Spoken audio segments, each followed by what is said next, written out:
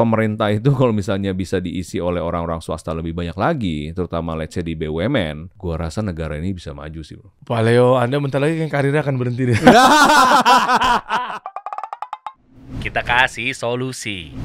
Bapak Leonard, Bapak Leo nih, Direktur Smesco, sebelumnya Bright Spot. Ngeri. Apa kabar? Baik, alhamdulillah. Tolak ukur pameran Indonesia kayaknya Anda ya, Pak ya? Enggak juga. Enggak lah. Bright Spot, Goods Depth, Yes. apalagi ya? Ya sempat ada Industry Makerspace. Ya, terus apa lagi ya? Sampai akhirnya kan dipercaya untuk benar, Smesco ini kan undernya Kementerian Koperasi UKM. Betul Betul kan? BLU-nya Kementerian Koperasi dan UKM. Jadi Badan Layanan Umumnya Kementerian Koperasi dan UMKM. Tapi BLU itu juga di bawah Kemenkeu, Kementerian Keuangan. Jadi semua BLU di Indonesia itu di bawah Kementerian Keuangan juga. Lah, kalau Anda di sana sebagai direktur utama ya berarti ya? Betul. Direktur utama Smesco, artinya di situ nggak perlu dari ASN, bisa dari luar dong? Iya, buktinya gue di sini kan. Iya. Ya memang ada peraturan yang bisa istilahnya profesional bisa juga ditarik gitu kan untuk menjadi ASN, tapi akhirnya ya ada ininya lah, ada klasifikasinya juga lah. Iya. Dan ini menarik ya terkait dengan UMKM, pameran dan seterusnya, kan mungkin Anda ahlinya lah pasti lah ya. Enggak juga. Enggak, tapi serius. Gimana idenya untuk kepikiran bahwa membantu UMKM di ranah pameran apa segala macam? Nih langsung kita bahas, langsung boleh. To the point aja, kita belak-belakan aja di depan ya. Karena terkait nasib UMKM kita di Indonesia yang taunya kalau istilahnya pemerintah bikinin pameran, mereka taunya cuma ya udah diajak pameran, ngejogrok di situ, ayo dipilih gitu. Image-nya kan begitu tuh, ya kan? Jadi mungkin ya saya mewakili teman-teman atau kawan-kawan yang melihat bahwa oke, ikutan pameran Kementerian Koperasi UKM, tapi nyatanya tidak komunalisme gitu loh, tidak ada rasa untuk kayak ketika kita mau ke Bright Spot, gila gue banget nih, kepanggil. Ketika kita datang ke USS, ya kan, Jejo dan kawan-kawan bikin Jakarta Sneakers Day, apapun itulah bentuknya, mereka ada panggilannya gitu. Nah, mungkin salah satu langkah manggil Anda untuk menjadi direktur utama di Smesco sana, yang tentunya gedungnya kita tahu tuh gedung unik ya, teman-teman yang tahu ya, Gatot Subroto itu ya. Planetarium ya. Iya. Itu karena memang salah satu upaya Pak Teten Mas Duki melihat bahwa UMKM memang betul-betul bisa naik kelas nih dengan adanya kita bikinin satu event yang image-nya kalau pemerintah yang bikin, ya ini mah rotan lagi, kerajinan tangan lagi nih. Mungkin gimana ya? Gini kali ya, sebelumnya konteksnya adalah Smesco dalam hal ini mungkin nama bekennya Smesco, tapi nama nomenklatur resminya adalah Lembaga Layanan Pemasaran. Jadi tugas dan fungsinya mereka itu adalah untuk membantu UMKM di bidang marketing sebetulnya, gitu kan? Dan marketing ini mencakup tentunya banyak aspek gitu kan, dikasih solusi juga pasti banyak kan, kiat-kiat marketing lah, dan itu kan banyak yang ada yang above the line, below the line, macam-macam lah gitu semuanya. Nah tapi justru waktu gue masuk ke Smesco juga bingung sih sebetulnya ini mau ngapain ya, gitu kan. Konteks BLU, Badan Layanan Umum, sebagai armnya pemerintah dalam hal ini Kementerian Koperasi dan UKM yang membantu UMKM ini. Jadi ada 2 BLU nih di dalam Kemenkop. Satu LPDB yang menyalurkan dana bergulir itu untuk koperasi, hanya untuk koperasi dengan bunga yang sangat murah. Satu lagi LLP atau Smesco ini yang membantu marketingnya. Jadi sebetulnya trifectanya ini udah cakep banget gitu. Jadi si Kemenkop bisa ngurusin urusan yang misalnya sangat-sangat hulu gitu kan, atau ya semuanya lah sebetulnya ya, termasuk regulasinya. LPDB bisa memberikan bantuan yang luar biasa kepada koperasi, akhirnya bisa menjadi off taker yang baik gitu kan. Jadi petani sama nelayan gak usah diutangin gitu kan. Jadi koperasinya yang dihutangin dengan uang yang murah gitu kan, kemudian dia bisa menjual ke next lininya gitu, misalnya siapa pabrik kah atau UMKM-nya kah gitu kan. Nah di sana mungkin ada terms of payment gitu yang bisa ditahan oleh si koperasinya karena kan dia udah terima uang murah gitu ya. Emang biasanya TOP, kita ngomong TOP dulu ya, terminnya berapa bulan? Ya let's say lah kalau misalnya kita off take langsung dari petani, kan nggak bisa ngutang bro. Oh memang cash? Iya kan cash base. Iya betul. Cash flow berantakan dong. Hancur. Kesian petaninya juga kalau diutangin dong. Nah, iya, betul. Nggak boleh bahkan gitu ya. Kalau bisa nggak boleh. Karena kan they live for tomorrow. Gitu kan. Nah, ini yang di UKM-UKM yang lain pun yang size-nya ultra mikro dan mikro juga sama. Sebetulnya kan mereka they live for tomorrow. Jadi ekonomi subsisten gitu kan, yang sebetulnya nggak keserap orang-orang ini di lingkungan yang tenaga kerja yang formal, sehingga mereka menjadi informal kan gitu kan. Dan ini udah berkali-kali disuarakan oleh Pak Teten, bahkan kemarin besok nih gue juga encourage Pak Menteri gitu misalnya untuk Pak, apa yang Bapak udah pernah ngomong waktu di Rakornas gitu, sampai gue bikinin naskahnya gitu segala macam. Karena menurut gue ini blueprint yang luar biasa, semua orang harus dengar. Pak Teten itu sangat-sangat mengerti gitu kan. Menteri kita ini sangat-sangat mengerti karena dia juga sudah pernah dari grassroots, pernah dari civil society, pernah di ICW, pernah di NGO gitu kan, sampai masuk ke ring 1 di KSN, terus sekarang menjadi menteri. Ya basically sih dia udah ngelihat semuanya lah, udah hampir semuanya lah gitu ya kan. Kacamata dia udah, topi dia mungkin udah banyak sekali gitu kan. Nah, gue respect sekali sama pemikiran dia, sama pemikiran beliau, cuman mungkin memang untuk melaksanakan semuanya ini, apalagi kita bicara mengenai hulu sampai ke hilir dan suatu ekosistem, supply chain gitu ya, kan nggak gampang gitu kan. Dan ini kan butuh investment yang luar biasa. Nah, investmentnya dari mana gitu? Nggak bisa semua dari negara, dari APBN misalnya. Tapi kalau sampai harus ada public-private partnership gitu misalnya ya, PPP, ya private-nya mau nggak gitu kan? Kalau private-nya mau, ya di bidang apa? Terus kemudian uang-uang yang dari misalnya sektor-sektor yang memang finance yang sudah ada, misalnya bank dan segala macam, ini gimana? Jadi kita membayangkan ada satu ekosistem nih, di mana pembiayaannya itu nanti berbeda-beda. Jadi ini kalau gue ngomongnya selalu lebih gampang lah. Paling ujung pakai uang baik. Ya bro, ya kan? Jadi paling pertama pakai uang baik. Uang baik dari mana? Ya dari, ya kalau misalnya ini misalnya dari sedekah gitu misalnya, atau dari NGO gitu misalnya, atau dari lembaga-lembaga bantuan atau gitu kan, wakaf produktif, whatever, pokoknya uang baik, ya kan, uang nggak ada buntutnya, ya mungkin ada buntutnya tapi nanti, ya kan, ya kan, uang baik dulu. Nah ini di paling pertama di farming gitu kan, di petani, di nelayan gitu kan, setelah itu baru uang murah. Nah itu kayak LPDP itu uang murah. Uang termurah di Indonesia waktu itu 3%, sekarang udah 5%. Tapi tetap di bawah bank-bank lain gitu ya kan. Untuk misalnya modal kerja produktif lah gitu istilahnya. Nah, setelah itu mungkin masuk ke uang, ya istilahnya uang apa ya? Uang bersyarat panas lah. Jangan dulu, masih jauh tuh uang panas. Ya, uang bersyarat lah gitu ya. Nggak murah-murah amat tapi bersyarat gitu kan. Habis itu uang mudah tapi mahal. Ya pinjaman online segala macam, fintech, bla bla bla gitu kan. Setelah itu baru, ya ini mungkin bank kali ya sebelum fintech. Setelah itu baru yang lainnya, investment, joint venture gitu kan, dan lain sebagainya, security crowdfunding, bla bla bla bla, sampai misalnya ya uang panas yang tadi barusan lu sebutkan. Ya kan? Nah sebelum itu kan berarti kan diawasi oleh OJK juga dong ya. Berarti nggak panas-panas amat dong. Lah kan kayak fintech itu kan. Oh ya enggak. Iya dong. Itu mah kan resmi. Itu kayaknya matriksnya kayak dari sini makin di sana kayaknya makin merah gitu. Oh enggak. Berarti OJK bukan merah begitu. atau gimana? Bukan begitu. Iya kan fintech kayak misalnya dapat 2 miliar di peer-to-peer lending, dapat 10 miliar dari securities crowdfunding. Ya. Itu kan 30M nih. Iya dong. Terus? Iya kan itu kan OJK ngawasin juga, berarti kan nggak panas-panas amat dong. Memang enggak. Jadi memang ini semua yang kita bicarakan tentunya ini adalah uang yang legal gitu ya kan. Tapi kan nggak semua itu bisa dari satu sumber. Nah, sedangkan kebutuhan masing-masing di dalam lini yang kita bangun ini itu kebutuhannya juga beda-beda. Yang di sini mungkin dia nggak bisa bayar uang mahal tapi cepat. Misalnya fintech gitu ya kan. Tapi kalau udah mature, dia udah misalnya udah ukuran kecil sampai menengah, dia mungkin memang butuh uang cepat, uang mudah, tapi ya sedikit mahal, 2% sebulan. Oke, gue bayar. Kenapa? Karena gue butuhnya cuma 3 bulan. Jadi kayak cash flow gue bisa membayar balik gitu kan. Setelah 3 bulan, bayar. Ya udah, 6% gue bayar. Selesai, rolling lagi. Kan gitu. Tapi kalau yang di sini kan dia mungkin nggak ngerti bagaimana menggunakan financing yang seperti itu. Dia nggak tahu juga misalnya free cash flow dia berapa gitu kan, dan lain sebagainya. Nggak ngerti. Dia taunya besok gue bisa bayar nggak ya? Atau jadi kayak petani itu istilahnya mohon maaf ya, kita harus bantu ya. Betul. Nggak ngerti itu ya berarti ya?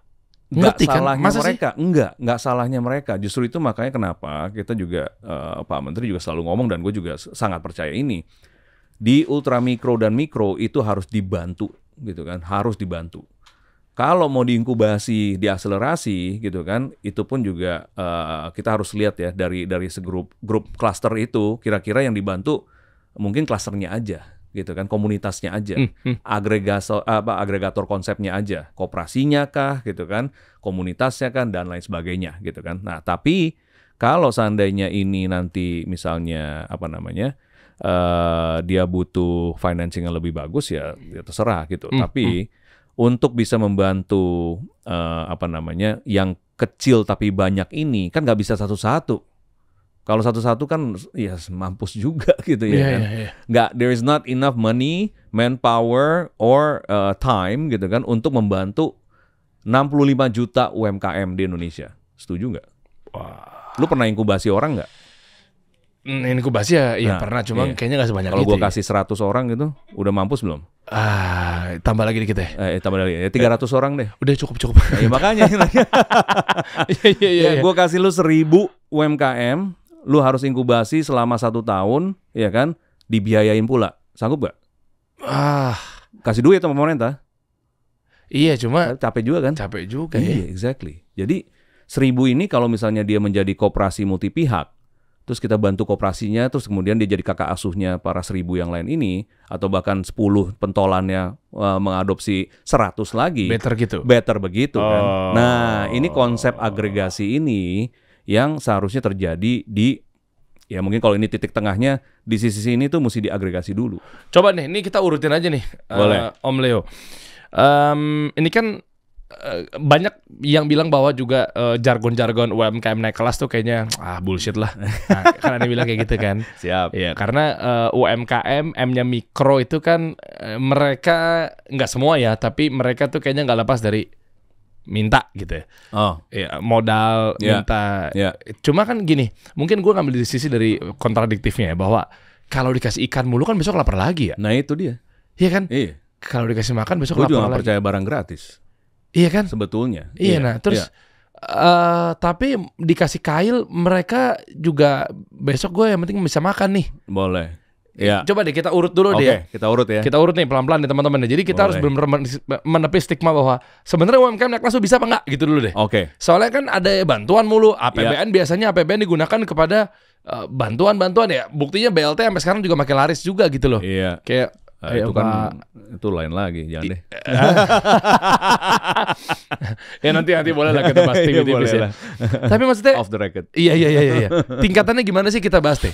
Jadi kita ngukur nih bahwa sebenarnya UMKM diajak naik kelas tuh bisa apa enggak? Soalnya ada juga yang ngomong bahwa kalau namanya UMKM mikro, itu mah udah jargon aja bilang naik kelas. Mereka tuh sebenarnya tuh udah nggak peduli besok mau naik apa enggak. Betul. Mereka taunya yang penting besok bisa makan, besok dagangan bisa diputer lagi gitu loh. Betul.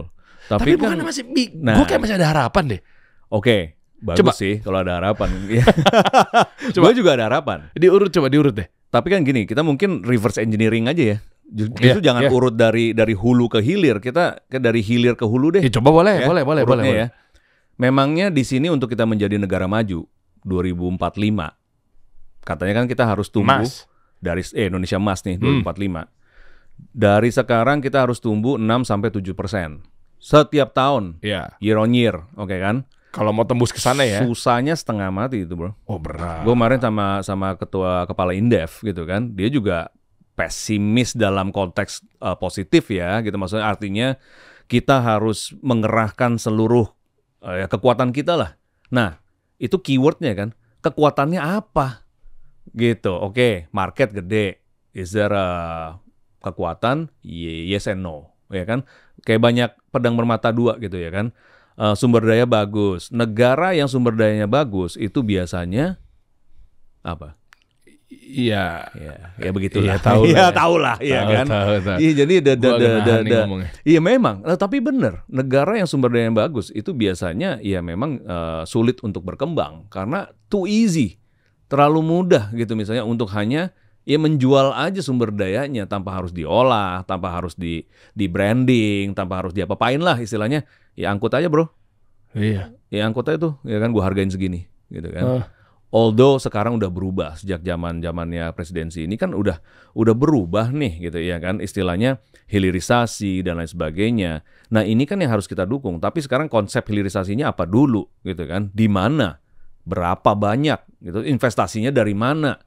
Ya kalau sekarang kita lihat kekuatan perkembangan ekonomi kita 5% ini datangnya banyakan dari migas. Itu yang non migas gimana? Setuju nggak? Iya kan? Okay. Iya kita pukul rata nih. Terakhir kali lu ke kampung kapan? Emangnya ada di situ dirasakan 5%-nya? Kan kagak ada.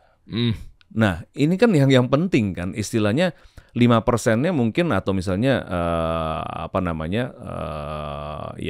pemasukan GDP-nya ini ya dihitungnya di mana? Di urban cities gitu ya kan? Nggak fair. Nggak fair dong, iya kan? Kalau misalnya 2045 Indonesia emas, kita harus 16 juta per bulan per orang. Kayaknya jauh ya bro. Kalau misalnya sampai di desa semuanya bisa menghasilkan segitu, bener nggak? Oke, terus gimana dong? Berarti nggak akan pernah mungkin juga Indonesia emas? Nggak juga. Makanya bisa. Tapi kita harus milih perang kita lah bro. Gitu maksudnya kita mau menangnya di mana? Gue selalu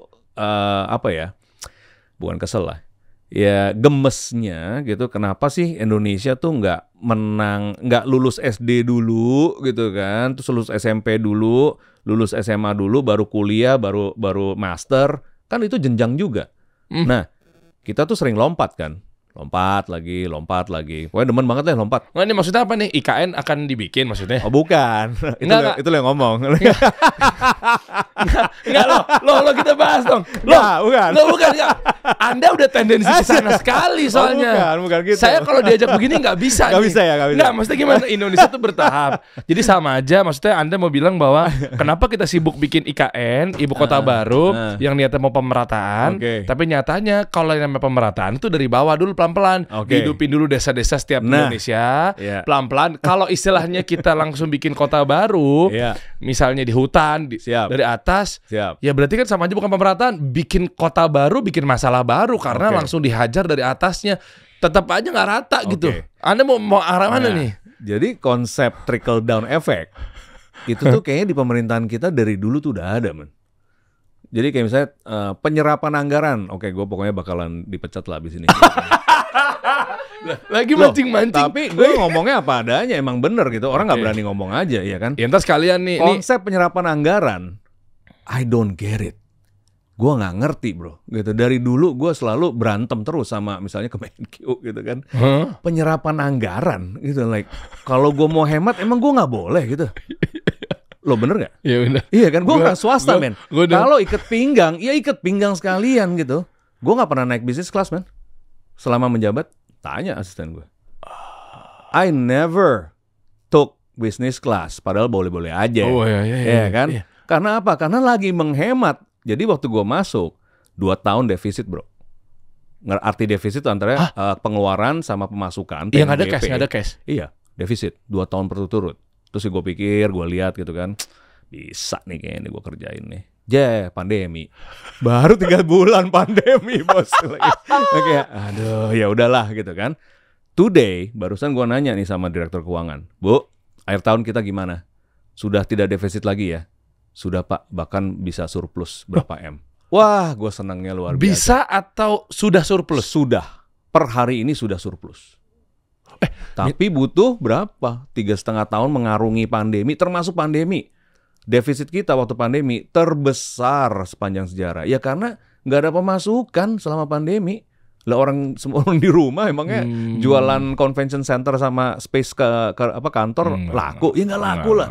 Yang ada uangnya ditarik balik sama yang udah nyewa gitu kan. Ada bikin revenue stream baru dong. Bikin revenue stream baru. Nah ini yang sama Wintor juga kita kerjain.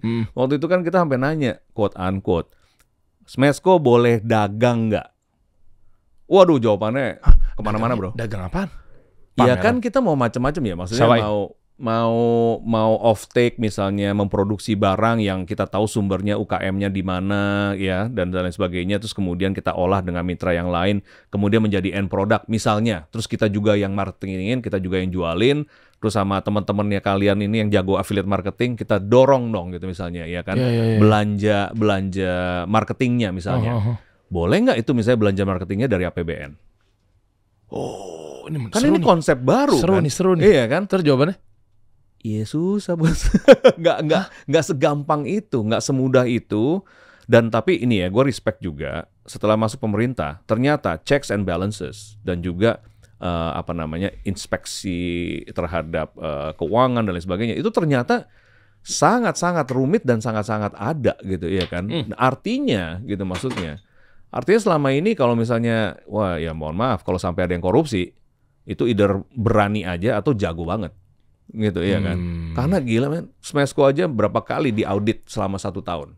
Sama BPK ya kan, sama Inspektorat Kementerian, sama external audit 4 kali bos. Gitu kan. Itu sangat berani sekali kalau dia mau korupsi. Nah makanya iya kan, jadi kan istilahnya ini udah ada nih tatanan dan checks and balancesnya gitu kan. Jadi artinya sebetulnya ya, nah ini yang gue nggak ngerti waktu masuk. Kalau gue mau berhemat kenapa salah ya? Kenapa harus penyerapan anggaran? Masa KPI adanya dari 100% penyerapan anggaran?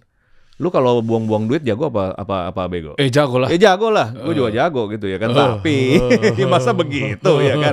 Nih gue kasih 100M nih bro ya kan? Oke, lu abisin ya dalam 1 tahun. Jago nggak? Jago lah, ya kan? Nah, yang susah kan nyari duit sama hematin uang kan? Bener nggak?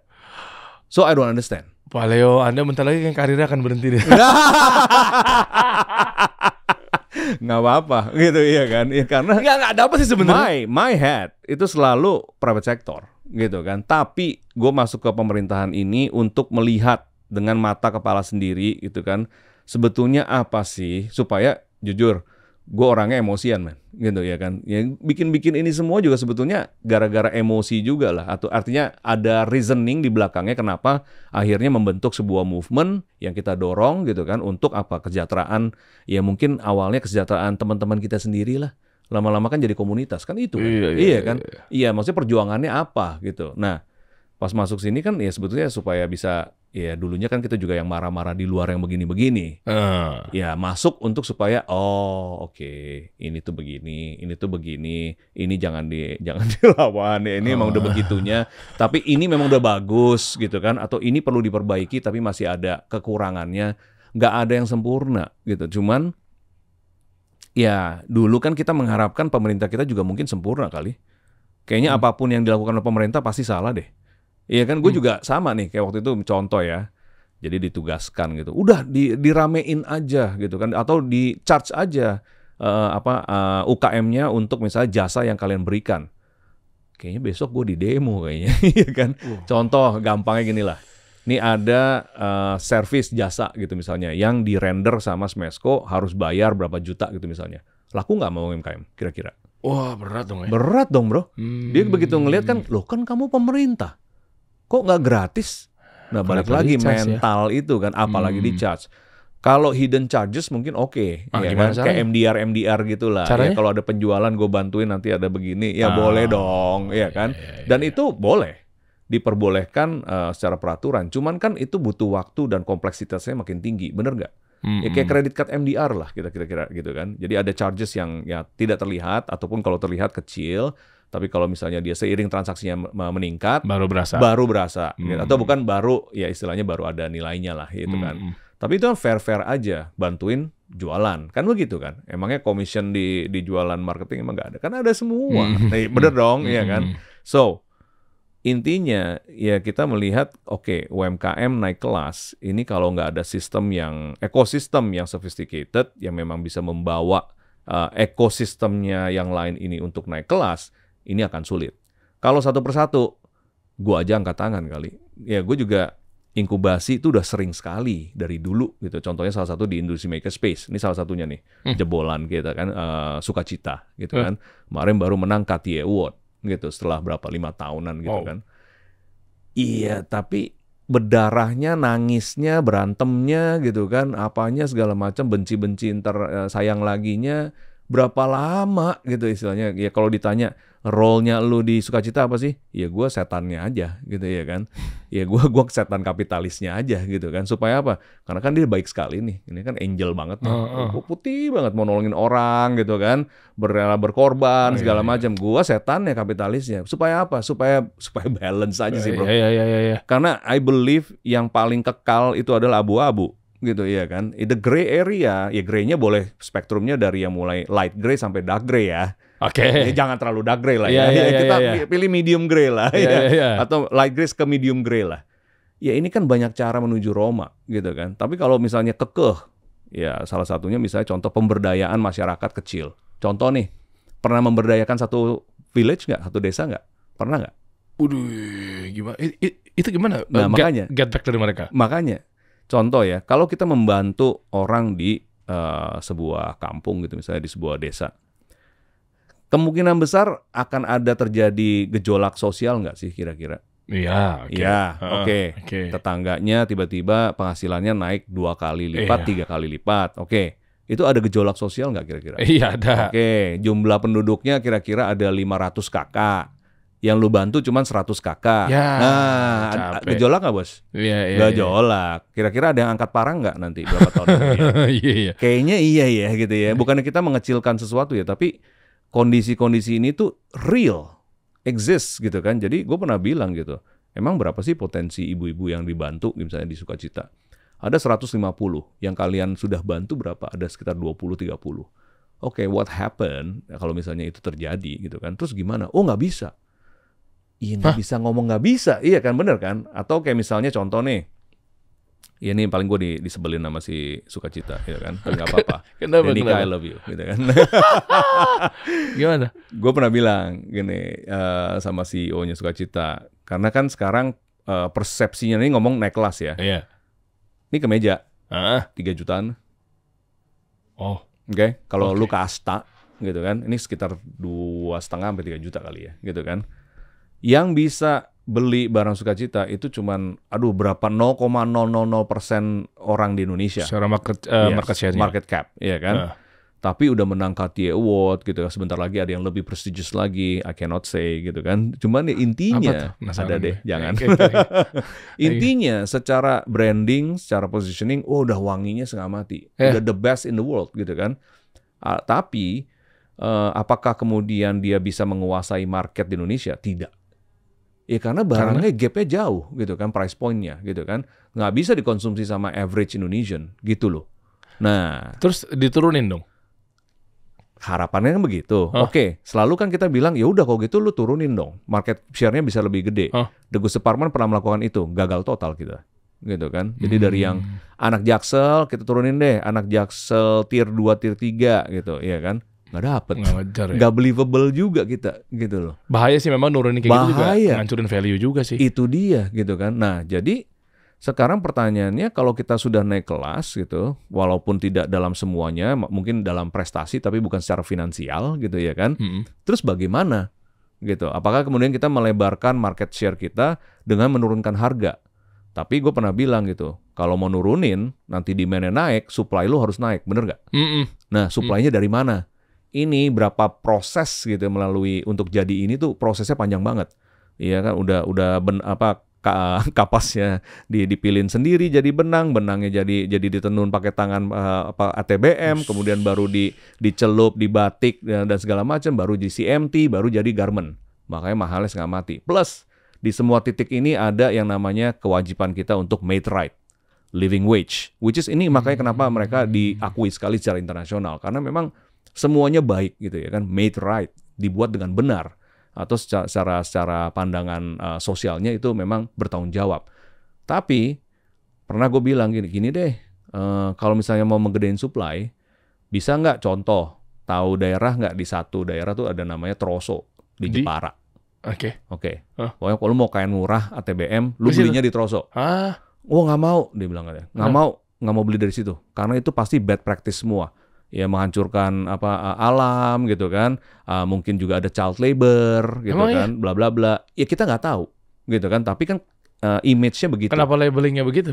Ya karena murah sekali dan juga memang mungkin ada bad practice yang istilahnya udah terdengar lah sama orang-orang gitu kan. Tapi ini image yang dia tahu kan. Terus gue bilang gini, kalau lu orang ya istilahnya mau membantu orang, kenapa sih? Masa sih kalau misalnya kita ke Troso ada 10 desa, ada 10 pembuat kain gitu misalnya. Ada satu aja yang mau dengerin dan merubah standarnya dia dari misalnya tidak baik menjadi baik, ya kan, sesuai standar lo. Tapi kemudian dia akan menge-charge 2x harganya dia, itu lu mau nggak gitu? Misalnya contoh nih, kainnya 1 meter 30.000, tapi bad practice, ya kan? Okay. Kalau dia jadi good practice, kainnya jadi 50.000 atau jadi 60.000. Sedangkan sekarang lu belinya 100.000. Kan ini masih ada cuan 40.000. Iya. Terus lu bantu orang yang tadinya jadi ya istilahnya negatif menjadi positif. Kan gitu dong kalau mau bantu orang, bener nggak sih? Iya, bukannya penjahat terus kita jadiin orang baik, nggak? Ya nggak gitu juga, ini kan bukan penjahat banget bos gitu ya kan? Ini kan cuman mungkin they don't know better. Iya. Nah, ini sama aja dengan ultra mikro dan mikro, they don't know better. Makanya edukasinya gitu kan, dan juga penyampaian materinya ini kan juga butuh waktu lah ya. Makanya podcast kayak begini kan juga sangat-sangat bermanfaat. Amin. Untuk maksudnya ya mereka dengar, ya gue juga apa istilahnya ya prepared untuk ngomong apa adanya gitu ya, karena banyak orang yang nggak mau ngomong apa adanya juga gitu kan ya, apalagi didengar sama publik gitu kan. Iya, mereka pasti pertaruhkannya, ada yang masih mempertahankan jabatannya. Oke, siap ya gitulah. Kan? Tapi kan intinya ya oke lah, ada aset-aset yang tidak bisa dirusak gitu kan. Cuman ya kalau teman-teman ini nggak denger gitu kan apa adanya, juga kadang-kadang ya kita kasih false hope juga kan, kayak harapan yang palsu gitu kan ke mereka. Kamu pasti bisa naik kelas gitu. Kalau gue bilangnya, aduh Bu, kayaknya mendingan lo goreng kerupuk sama keripik sehari 1.000 kilo, tapi terus kepastian beli, tiap hari dibeli. Mendingan gitu, atau punya brand tapi kemudian cuma jualannya 10 kilo. Wah, nih seru nih. Bener nggak Bro? Ya. Tapi kalau dia bangun brand tapi dengan ritme yang jelas, soalnya sekarang nih stigma brand juga kadang, ayo bangun brand, mereka juga masih banyak aja mungkin ada yang salah kaprah. Itu gimana? Artinya mereka pasti kan juga ada rasa pengen maju, pengen naik gitu loh. Nah, majunya itu benchmarknya apa sih? Lebih banyak uang. Misalnya legacy panjang lah. Legacy. Oke, legacy ke siapa? Ke keluarganya gitu. Keluarganya misalnya. Oke, keluarga kan. Nomor 1 keluarga dulu dong. Gue bisa nyokolain anak gue dengan lebih baik. Iya. Anak-anak gue happy, gue bisa liburan sama mereka. Iya kan? Oke, toolsnya apa? Ya uang kan. Oke, jadi kalau misalnya ada kepastian dibayar setiap hari 1.000 kilo, gitu, sampai misalnya ada kontrak selama 1 tahun, dibandingkan kita berjuang setengah mati, terus kemudian juga mungkin nggak naik kelas gitu kan. Kira-kira dilemanya apa gitu? Oke. Nah, ini agregasi kan sebetulnya pertanyaannya seperti itu kan. Teman-teman gue semua yang jago branding ini pasti juga sebel lah gue ngomong kayak gini gitu kan. Bukannya kenapa? Itu kan jualannya lo, ya kan? Mengencourage orang untuk punya brand. Kalau gue mah mendingan ibu jangan punya brand deh. Ya kan, nggak semua orang itu bisa jadi brand owner. Jujur. Ya kan? Oh iya. Setuju ya? Oke. Dan nggak semua orang terlahir sebagai entrepreneur. Tapi kalau dari dia kenyataan mau naik, boleh, bisa. Boleh. Maksudnya probabilitasnya kan juga sangat-sangat rendah sekali ya, success rate-nya kan. Successful entrepreneur gitu kan, successful business, successful brand kan kecil sekali gitu kan. Udah diinvest sama venture capital aja kagak jebol gimana? Itu aja 1:10. Itu udah dikasih duit, itu udah S1, S2 kali. Udah anak-anak startup, ya kan? 1:10. Kalau kita pakai rasio itu aja deh, itu aja udah susahnya setengah mati gitu kan. Nah, dari situlah maksudnya udah mendingan kita melihat konteks Indonesia ini dari satu angle yang berbeda dong gitu ya kan. Kekuatan ekonomi desa, in my opinion, itu adalah yang sesuatu yang harus dibangun dengan luar biasa. Supaya satu, ya gue kesel banget ngelihat misalnya gentrifikasi lah. Ya dosa kita juga sih. Jujur, gentrification. Jadi bagaimana satu area berubah, ya kan secara dalam berkala secara waktu karena ada datangnya kebudayaan baru dan lain sebagainya gitu kan. Ya terutama kayak misalnya, satu buka kafe, tiba-tiba buka kafe semua. Tahu. Dosanya kita juga sih. Sebetulnya dosa-dosa para trendsetter, influencer dan segala macam itu kan. Cuman kita lihat kayak misalnya kenapa ya orang di desa itu kok harus mengikuti standar kita. Ya kalau tadinya dia makan tiwul terus begitu dia akhirnya harus makan mie instan kan itu bukannya downgrade ya.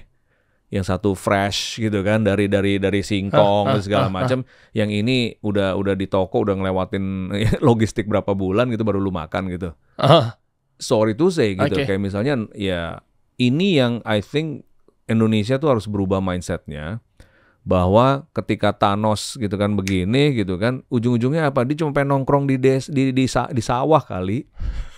Loh nonton nggak? Seru nih. Bener kan? Okay. Jadi gue membayangkan Indonesia gitu kan dengan seluruh kekayaannya yang masih ada, masih intact kebudayaan, tenaga kerja ya dan juga natural resources-nya. Kita bayangkan dong kalau misalnya situasi ideal equilibriumnya itu seperti apa sih? Mungkin kayak waktu Thanos nongkrong di Bale itu kali ya. Mungkin kayak gitu. Mungkin kayak gitu ya. Dia aja yang udah kemana-mana gitu. Ujungnya, aduh gue mau nongkrong di Bale aja bos. Ngeliatin sawah gitu kan. Ngeliatin sunset turun gitu kan. Nah terus udah ada itu dirubah lagi. Pakai swing gitu kan. Awalnya swing dulu. Ya, foto-foto Instagram gak jelas ya kan. Tourism di desa, jembatan yang panjang. Iya, jembatan apa gak jelas. Ya udah Ntar logo gede-gede gitu kan. Desa apa gitu kan. Udah terus udah gitu datanglah orang ya kan. Pelan-pelan kebudayaannya masuk. Tapi yang ininya gak siap, di take over, tanahnya dijual, sawahnya hilang. Terus mau apa? Terus ya udah ke kota lagi anaknya. Di situ nggak bersaing dia, ya kan? Nggak bersaing kerja di Indomaret, ya kan kerja di ini. Ini buat apa? Kerja di pabrik jadi buruh pabrik buat apa? Ya mendingan di situ dia skill setnya tetap di situ. Kita jago farming dulu deh, gitu ya kan? Jago nanam pohon buah dulu deh, gitu ya kan? Sebelum kemana-mana e-fishery itu bisa jadi tambak gitu segede-gede itu, ya kan? Ya itulah makanya modal Indonesia tuh kuatnya di situ gitu ya kan. Blue economy sama green economy. Baru yang kreatif ekonominya bla bla blanya baru nyambung. Ini maksud gue tuh Om gitu begitu. Jadi maksud gue tuh ketika yang bangun brand, ketika dia mau coba mengagregasikan, mungkin nggak harus di ibu-ibu yang kampungnya di situ, tapi memang dia hadir menjadi agregator, maklar sukses lah ya. Yes. Nah, dianya kan yang ngebangun sehingga ekosistemnya kan kebangun gitu loh. Betul. Gerak gitu loh. Yes. Nah, artinya mungkin masih ada harapan kali ya. Nah, tapi menarik cerita tadi mengenai Thanos akhirnya jadinya pengen balik ke desa. Gue rasa juga sebenarnya nggak perlu muluk-muluk untuk bangun kota baru kali ya. Maybe. Iya, belum tentu. Iya, belum tentu juga. Belum tentu. Maksudnya langsung green, langsung sehat, langsung keren gitu. Tapi emang tujuannya kan memang buka lapangan pekerjaan dan seterusnya. Tapi urban yang dimaksud yang mana dulu nih bos? Nah itu, iya kan? Iya kan sekarang lagi kayak fokus, ayo kita urbanisasi dari desa ke kota. Udah nyampe kota, ya begitu. Iya kan? Ya, tantangannya besar. Tantangannya besar. Terus desanya juga nggak keangkat. Maksud gue kenapa nggak dibuka aja sih pinggir-pinggirannya itu gimana ya? Ya ini sayangnya mungkin ini karena sudah berlangsung cukup lama ya mindset ini ya, kita bicara mindset kan. Sebetulnya kan sekarang kan ada kata-kata reforestasi, kata-kata deurbanisasi gitu kan. I think these are the new buzzwords yang harus kita sokong gitu sebagai orang Indonesia gitu ya kan, bahwa memang sebetulnya membangun satu kekuatan ekonomi dari desa sendiri masa nggak bisa gitu. Orang modalnya adanya di situ, asetnya adanya di situ, bro. Kalau misalnya lu keluar dari situ, berarti lu nggak punya aset, iya kan? Kecuali ya lu berani. Oke lah, nggak semua orang terlahir istilahnya ya udah lu pasti gagal. Ya enggak, ya pasti semua orang bisa maju. Cuman kita bicara mindset malas aja deh, gitu ya. Aduh, gue males ya pindah ke kota orang lain gitu kan. Mending gue di kota gue sendiri atau di desa gue sendiri gitu kan. Tapi kira-kira gue bisa ngapain ya di desa gue, gitu ya kan? Nah itu kan yang harus kita ajarkan critical thinkingnya ke mereka kan gitu, bahwa memang lebih baik kayak bicara lebih baik di negara sendiri, lebih baik di kota sendiri, lebih baik di desa sendiri, lebih baik di rumah sendiri gitu misalnya. Nah mindset ini waktu tadi lu nanya Bami Tiga Marga tuh apa? Itu gue bangun untuk membuktikan itu gitu, iya kan? Jadi waktu itu gue melihat ruko yang terbengkalai di dekat rumah gue. Di sini di Permata Hijau, ya kan? Gila nih ruko, ada berapa deret, tapi nggak ada yang pernah berhasil jadiin ini komersil, gitu kan? Padahal itu ruko, gitu kan? Ada beberapa kali lah bikin resto ini nggak jelas, tutup dalam beberapa bulan. Terus gue pikir karena gue sering jalan pagi gitu kan, terus gue juga kalau meeting jam 7 gue ke PS gitu kan, ke monolog, daripada duit gue habis melulu karena buat teman gue gitu, gue masukin kantong gue sendiri dong, ya kan. Nah itu waktu itu masa pandemi, dan waktu itu juga kebetulan almarhum ibu gue mulai sakit gitu kan, terus kemudian ya gue pikir gue pengen spend waktu sama dia untuk berobat dan segala macam, gue butuh cash based business nih, apa ya? Dari kecil gue pengen punya warung bakmi karena gue grow up di Jakarta Barat menyaksikan ini ASMR tahu ya?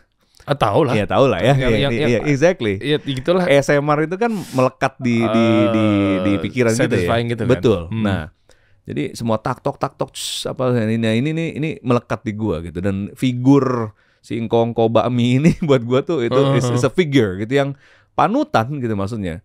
Bayangkan kerja keras dia, anaknya sekolah luar negeri juga kok bro, iya kan, punya apartemen di Singapura juga kok, gitu ya kan, yang Tanah Abang itu kayaknya orang gila, gitu kan, aduh udahlah nih anak-anak Jaksel yang misalnya wangi-wangi, omsetnya belum tentu lebih tinggi daripada yang jual bakmi bro, gitu kan, I'm sorry, lu boleh wangi, lu boleh keren, tapi nggak ngejar gitu kan, nah, gue bikinlah Bami Tiga Marga untuk membuktikan ke gue sendiri, ke orang lain juga, bahwa I'm a designer, product designer gitu kan, tapi gue nggak perlu desain tempat ini gitu.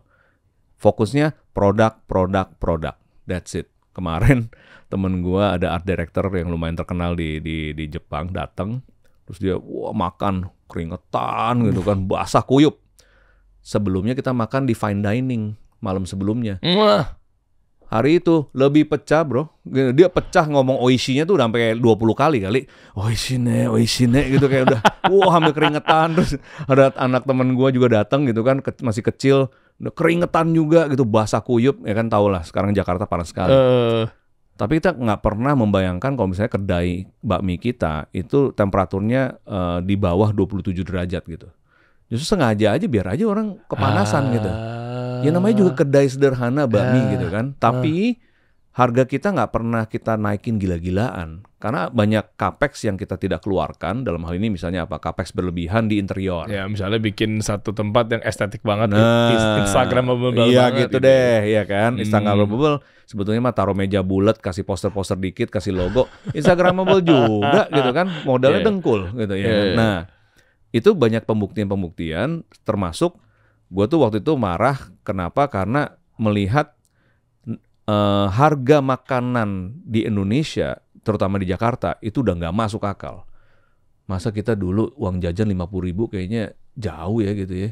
100.000 tuh pegang 100.000 tuh kayaknya jauh banget. Ini I would say even 25 years ago, 100.000 tuh kayaknya masih lumayan jauh gitu. Sekarang 100.000 udah nggak ada artinya. Kita ke mall sama anak 3 gitu udah. kan sama. Apa itu 100.000? Apa itu 100.000? Apa itu 100.000? Apa itu 100.000? Berapa juta itu sehari gitu kan. Kemarin gue hitungin gitu. Oke, ini kita ngapain aja ya? Ya oke lah beli sepatu ini kan segala macam buat kebutuhan sekolah, bla bla bla. Wah anjing. Lumayan ya bos ya gitu ya. Maksudnya kayak gokil gitu kan. So, gue juga nggak ngerti kalau misalnya orang yang berpenghasilan misalnya di bawah 5. Terus kemudian lifestyle-nya mau ngikut-ngikutin yang itu. Ngapain bro? Ya gue aja udah was-was aja kayak kemarin. Wah ini kok tiap minggu kayak gini sih boncos nih. Boncos beneran gitu ya kan. Dengan gaji yang gue terima sekarang gitu istilahnya. Berapa gaji di Smashco? Oh gak boleh kasih tahu. Boleh dong. Konsumsi publik kan. Intinya jauh di bawah apa yang gue terima dulu. Tapi ya nggak apa-apa, iya kan kita belajar. Ada tantiam nggak ya? Tantium kan kalau udah untung. Kan ini belum untung, bro. Ya tanya aja. Ngapain diambil? Banyak orang, kok lu mau ya gitu. Terus kok lu berani ya gitu segala macam dengan segala resiko. Ya let's say lah kalau misalnya ada temuan-temuan segala macam gitu. Walaupun kita nggak korupsi ya. Kita nggak bicara korupsi lah. Temuan aja deh. Ya kan. Temuan aja kan itu juga satu yang harus dimitigasi gitu ya kan, melanggar prosedur dan segala macam. Ya gue bilang, gue nggak pernah punya bos, nggak pernah kerja sama orang. This is my way gitu kan. For me, untuk gue grow up juga sih. Ya gue pengen mature juga lah, gue udah 46 gitu kan, gak gede-gede gitu kan, kayak masih ngehe terus gitu ya kan. Buat apa, sampai kapan gitu ya kan. So waktu gue join tuh 2020 kan umur gue berapa? Umur 41, 42 kali ya. Ya it's time to grow up lah ya. Tahu responsibility dan kayaknya bini gue juga udah melihat my maturity lah gitu maksudnya. Dulu yang dari pemarah banget gitu kan, dan wah gila gimana lah, sekarang lebih sabar, lebih bisa mitigasi, lebih bisa delegasi. Aduh, gue susah banget delegasi dulu. Itu susah tuh. Susah. Sekarang pun juga masih bego sih, jujur aja delegasi masih bego gitu kan. Cuman banyaklah pelajaran-pelajaran yang sudah gue dapatkan dari situ. Nah, memang pemerintah itu kalau misalnya bisa diisi oleh orang-orang swasta lebih banyak lagi, terutama let's say di BUMN, gue rasa negara ini bisa maju sih, bro. Wah, ini menarik nih. Akhirnya nyampe sini juga nih pembicaraan nih. Memang nggak duga, kita nggak janjian ya. Gue udah sempat mikir gini, terkait dari level, bolehlah jabatan politik deh. Ya, ini agak serius dikit teman-teman ya, karena terkait mengenai jargon-jargon naik kelas gitu ya. Boleh. Apakah jangan-jangan mungkin dari hulunya atau dari hilirnya? Ya kan, maksudnya dari atasnya, dari bawahnya nih. Kita pengen disiplin dan pengen komit lah kasih solusi gitu ya. Undang-undang orang betul-betul membantu teman-teman UMKM. Sebenarnya nih muaranya di mana sih? Nah, itu dulu poinnya. Ya kan, jangan-jangan mungkin tadinya niatnya mau ngajak naik kelas yang bawah-bawah, tapi secara uang, secara tenaga gitu, itu nggak cukup tuh gitu loh. Ya nggak sih? Nah gini, 3 jabatan politik mungkin apa ya? Menteri, komisaris BUMN, duta besar gitu ya. Kalau misalkan diisi dari swasta misalnya, gambarannya gimana? Om, lu selaku orang yang memang selama ini udah 3 tahun, jalan 4 tahun di kementerian yang memang awalnya kan jaksel-jakselan, bright spot, good step gitu ya. Gitu-gitulah. Nah ini gue mau tahu nih. Yang pasti kalau kita masuk, sebetulnya bebannya luar biasa, karena kan kita bawa nama private sektornya juga, bawa nama komunitas kita dan lain sebagainya lah ya. Ya istilah atribut-atribut kita yang dari private-nya kan kita bawa masuk. Itu kan ada bebannya kan, beban moral, tanggung jawab. Kalau gue gagal nanti dinyenyein juga nih, iya kan. Jadi kita masuk tuh sebetulnya bebannya udah kayak shit, gue nggak boleh gagal, iya kan. Dan gue juga kemarin gue habis main tenis sama bini gue, dia sebel banget nih karena gue bilang, ada yang bilang, kok lu nggak ikutan tanding sih? Terus gue nyeloteh aja sama teman kita yang di situ. Kalau gue masuk pertandingan, gue harus menang. Kalau gue nggak menang, gue nggak masuk. Jadi istilahnya gue masuk ini juga gue harus menang. Kalau gue nggak menang tapi menangnya di dalam diri sendiri ya. Artinya ada checklist yang di kepala gue yang gue harus penuhi. Salah satunya itu ya harus rapot biru. Makanya gue happy banget sekarang udah rapot biru misalnya dan lain-lain sebagainya. Nah inilah yang kayaknya kalau orang swasta memang masuk ke dalam pemerintahan itu yang harus dimengerti sama masyarakat.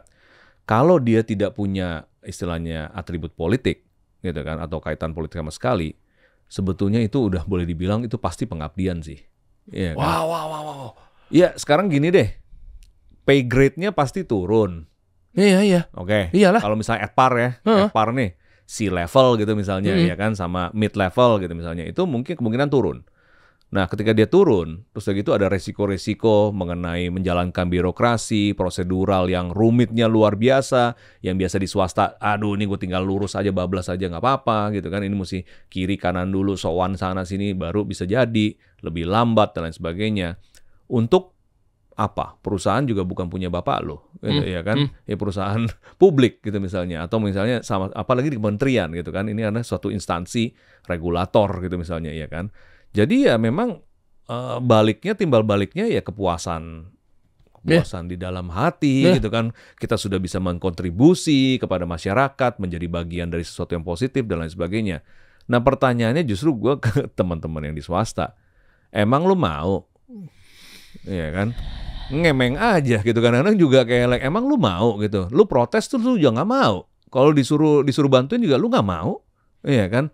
Jadi makanya itu juga salah satu pentingnya, seperti kalau misalnya di politik mungkin ada oposisi gitu ya kan. Ya pentingnya istilahnya swasta sama pemerintahan ini juga harus berbanding gitu istilahnya. Yang ini bilang wah swastanya nggak mau bantu, atau yang ini bilangnya wah pemerintah nggak becus.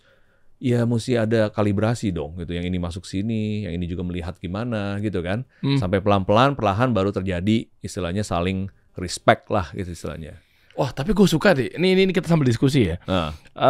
Downgrade gitu ya. Kita betul-betul apalagi kalau bukan pengabdian gitu ya. Coba sisi sampingnya dulu. Memang rata-rata lawannya apa? Antonimnya apa dari orang-orang yang bukan swasta? Kok kenapa mereka tuh kayak ada, mohon maaf ya, ada embel-embel politiknya kah? Atau embel-embel pakai baju partainya kah? Sehingga mereka jadi mau nggak mau ya sudah berjalan. Gimana caranya gue, mohon maaf ya, oknum-oknum ini misalnya balik modal, gue dapat duitnya dari mana, bodo amat gitu maksudnya. Coba boleh lihat dari sisi yang lainnya nggak? Artinya ketemu muaranya, nanti kita bisa lihat ke bawahnya tuh. Ya kalau sisi lainnya sih mungkin juga memang boleh kita percaya di Indonesia ini masih banyak orang yang nasionalismenya tinggi. Ya kan, hatinya baik. Masih ingin memperjuangkan nilai-nilai yang baik gitu kan untuk negara ini gitu kan. Nah, tapi kan kadang-kadang mereka bingung gitu, maksudnya bingung caranya gimana, konteksnya bagaimana gitu kan. Sedangkan kalau di swasta kan banyak teman-teman yang masih juga berjuang gitu kan. Aduh, gua aja masih struggling, bro, gitu istilahnya gini-gini. Gue bantu lu aja lah. Kan biasanya ngomong gitu kan. Ya gue bantuin lu aja deh. Tapi kan ini yang kita melihat kayak misalnya apakah di Indonesia harus begini terus gitu istilahnya. Tidak ada akulturasi antara dua kubu ini gitu kan. Kita bilangnya kultur lah ya, ini kan kultur kan. Di sini kulturnya gimana, di sini gimana gitu kan.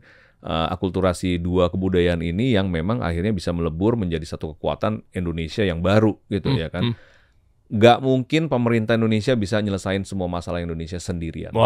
Nggak mungkin. Duitnya nggak cukup, orangnya nggak cukup, swastanya yang megang big private, terutama yang big private, ini juga udah mengakui bahwa mereka juga nggak mungkin bisa jalan tanpa adanya dukungan pemerintah. Bukan hanya BLT, bukan hanya gitu-gituan ya. Maksudnya ini benar-benar insentif untuk melakukan sesuatu yang positif gitu kan. Rewardnya bagaimana, tapi juga kewajibannya, taxnya baliknya gimana dan lain sebagainya gitu kan. Sehingga terjadi hubungan yang luar biasa lah gitu istilahnya gitu kan, yang sehat gitu. Tapi ya kayaknya Pak Ete juga bos gue tuh, ya kan. Gue juga di Sarina, komisaris BUMN. Jadi iya. Jadi ya waktu kita transformasi gitu kan, Sarina selama berapa tahun itu, 3 tahun itu kan, 3 tahun yang lalu, itu juga kan tantangannya banyak gitu. Sarina tidak didampingi dengan PNN, ya kan, sehingga ya ini harus cari sendiri lah gitu istilahnya. Sama lah Smesco juga begitu-gitu aja, ya kan. Artinya ya gue kadang-kadang bercanda, gila nih gue di tempat dua-duanya. Tadi lu tanya Tentium gitu, nggak ada Tentium bro, orang belum profit gitu kan. Ya kan kita nggak tahu bukunya, apa-apa. Tapi we are getting ke tempat yang lebih baik. Nah itu kan juga satu harapan kan gitu kan. Kenapa sih lu masih di situ? Ya karena gue ngelihat ini menuju ke tempat yang lebih baik. Nah masalahnya harapan itu yang apakah juga di-share sama orang-orang yang lain gitu. Kadang-kadang mereka juga udah pesimis, aduh kayaknya nggak mungkin bro, gitu kayak udahlah kita gini-gini aja atau whatever gitu. Karena itu kan, karena dia nggak ngelihat harapan yang lebih baik itu di ujung. Atau mungkin horizon dia cuma 2 tahun, 3 tahun gitu. Sedangkan kita melihat mungkin bisa 10 tahun gitu kan. Gue mungkin nggak bisa melihat sampai ke 2045. Tapi gue udah bisa melihat misalnya 10 tahun ke depan. Kalau kita nggak bergerak dengan benar, kacau lagi sini bos. ini pasti kacau lagi gitu kan. Ya orang bonus demografinya ini nggak bisa dibendung kok. Ya kecuali semuanya orang nih ya udahlah ya anak satu aja atau mungkin ya jangan punya anak gitu ya kan. Tapi ya cuma nggak mungkin nggak mungkin juga ya kan. Nah ini kan udah apa ya istilahnya. Berarti hanya jargon lagi dong. Bonus demografi berarti hanya harus dibarengin sama investasi yang benar gitu kan, dihilirisasi, penciptaan lapangan kerja gitu kan, atau juga itu tadi deurbanisasi itu. Ya contoh, gue lagi eksperimen kecil nih di satu desa di Kasongan, Jogja. Teorinya simple, skill set yang istilahnya ada lebihnya nilainya di urban gitu kan, kita pindahin ke desa kecil. Nah, skillnya jangan sampai keluar dari desa itu supaya orangnya nggak harus pindah, ya kan?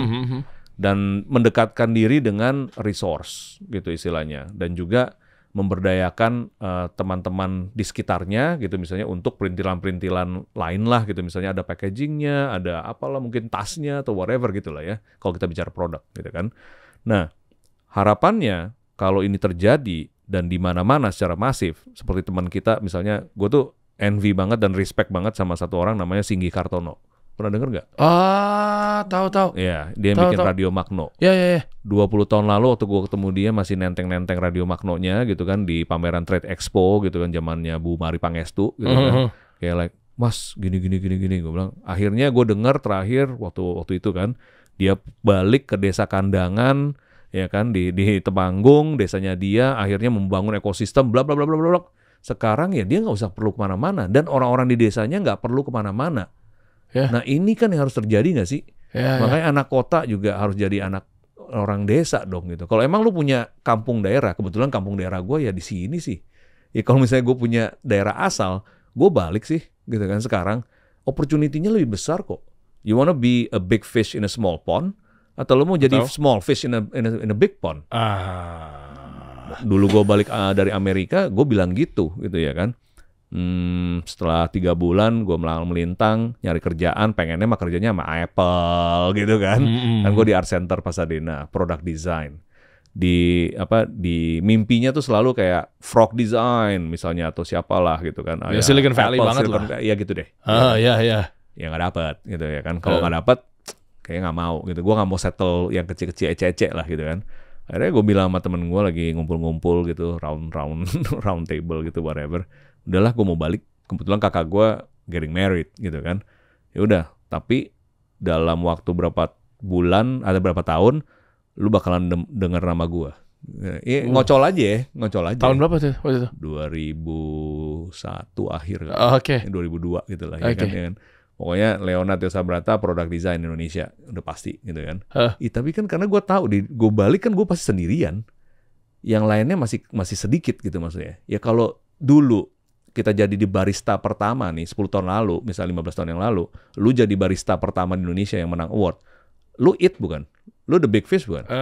Mestinya dong. Harusnya. Iya kan, setelah itu baru menginspirasi yang lain mau menjadi barista. Tiba-tiba ada komunitas barista, tiba-tiba ada lapangan kerja barista. Nah itu sih yang kita harus lakukan. Makanya di Indonesia contoh baik itu kurang sih bro. Nah makanya kenapa kita benchmarking, kita pakai aja budaya latah kita gitu yang sudah ada di Indonesia ini, tapi kita arahin ke yang baik gitu maksudnya, yang memang benar bisa membantu negara ini menjadi maju. Oke, nih gue jadi kepikiran nih Om. Iya. Banyak kreator-kreator, nih coba gue patahin dulu ya. Boleh. Nih keluar jalur bentar. Banyak kreator-kreator tuh bermimpi bahwa kalau mau sukses ke Jakarta. Kalau mau sukses pokoknya lo harus jadi YouTuber, bangun personal branding, konten di Instagram, di TikTok. Wah capek deh. Ya kan? Nah akhirnya mereka ke Jakarta. Boleh. Gitu kan? Nah kenapa mereka nggak coba untuk ada di daerahnya masing-masing ya? Nggak tahu apakah memang nggak ada yang ngelit atau nggak ada yang interrupt sehingga kayak lu di sini ya? Pasti kan mereka lah masa gue nggak boleh jadi anak Jaksel? Kan jadi gitu tuh. Itu tuh gua ini remeh-temehnya aja sih. Mungkin nggak masih bisa ada harapan tentang UMKM naik kelas gitu sehingga nggak semua berbondong-bondong ke urban gitu loh maksudnya. Betul. Kayak gua harus ke Jakarta. Gua kemarin ketemu kreator, akhirnya gua follow. Terus akhirnya ya udah jadi ada komunikasi dan seterusnya, dia di Papua gitu. Nah itu keren banget mereka. Ya pokoknya bahas mengenai ya storytelling dan seterusnya gitu ya, ilmu ini ilmu itu. Dia tetap di Papua gitu loh. Akhirnya hidup di sekelilingnya, terus akhirnya harus begitu kembang gitu. Jadi nggak perlu juga mereka tiba-tiba langsung ke Jakarta. Maksud gue berarti balik lagi ke dirinya masing-masing ya. Iya pasti. Gimana caranya ya? Ya mungkin apa ya? Ini kan proses ya.